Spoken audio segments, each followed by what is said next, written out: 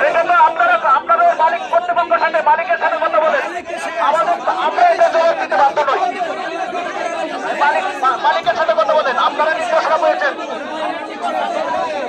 আচ্ছা আপনারা একজন কথা বলেন, সবাই কথা বললে তো হবে না।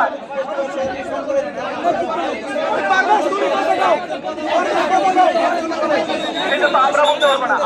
আমরা তো একজন কর্মচারী, আমরাও সরকারের কর্মচারী, আপনাদেরকে বুঝতে হবে। আমরা আপনাদের করতে আসি না, সুতরাং আমাদেরকে কাজ করতে দেন। আপনারা এখন চলে যান, আপনারা চলে যান এখন। সেটা তো আমরা বলে দেবো না, আমরাও তো আপনাদের মধ্যে একজন কর্মচারী। সরকারের কাছে আবেদন করেন।